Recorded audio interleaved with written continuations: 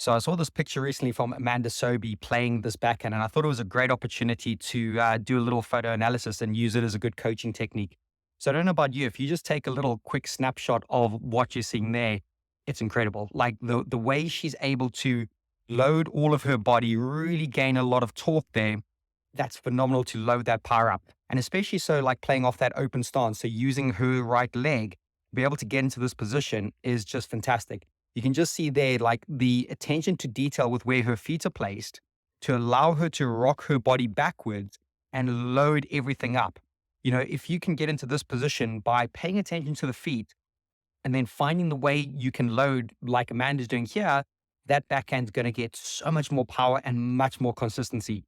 What I also like is the way she's really staring at the ball. She's having to turn her head and look in that position. And that's a big thing I coach, that if you do rotate well enough through the chest and the core and the hips, you will have to turn your head. It's quite a significant movement.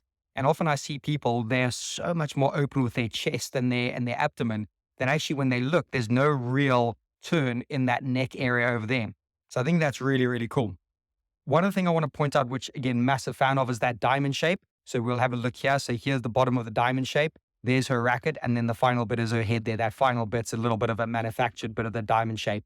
But the way she's able to load in that position is just spot on. So anyone watching that struggling with power or accuracy or consistency in the backhand, here's a great snapshot. And especially in this kind of that semi-awkward area of the court, the ball's bouncing, it's getting further and further back. I can imagine she'd moved off the tee with quite a good bit of explosiveness, putting her right leg out and really loading up into that position. A couple of other things that I might talk about, just notice how the shoulder is pretty much directly underneath the chin. I think for me, that's a real, real solid place to go.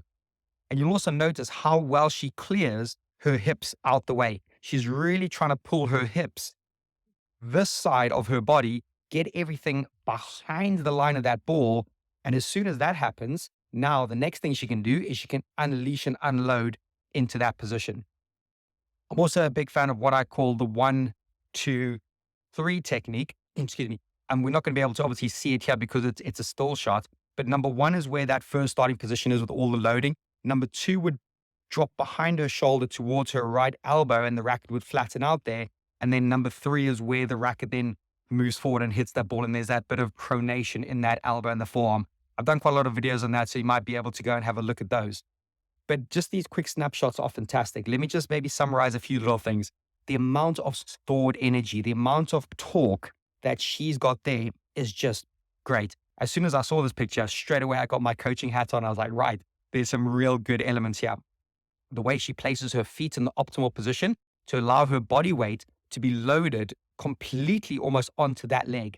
That for me is where it's happening. All the body weight is towards the backside there, and then it's all stored up. And then when she decides to release, which will be momentarily, everything is now driving forward with a natural release. I haven't mentioned this, but I can imagine the spacing from the ball to her is optimal as well. Like really, really good spacing, because when you've got that good spacing, the arm and the freedom and all this good work in there can now just completely release. If you're too close, what'll happen? You'll jam up and everything gets a bit blocked and that shoulder gets a little bit locked in. And then there's compromises in the swing and the follow through and all these bits. And just that other thing I want to reinforce and mention, look at that shoulder coming underneath her chin and trying to clear out as much of her body as possible. So again, I really appreciate that, you know, someone took this photo and someone of Amanda's caliber, and especially left-handed, because obviously left-handers sometimes do struggle with that power and consistency in the backhand. Here's a great snapshot. I know it's not in different parts of the court, as in, you know, maybe moving forward to a ball or up high in the volley. Those might be slightly different things. But for now, if you can get into these positions, load up in the way she does with that diamond shape, you're going to give yourself a lot of, you know, benefits to be able to hit that ball consistently with power because of what she's showing there, the torque, the loaded energy, everything loading up to then release. So anyway, hopefully go and work on a few of those things. And I look forward to seeing you in a future video. Take care for now, everyone. Bye.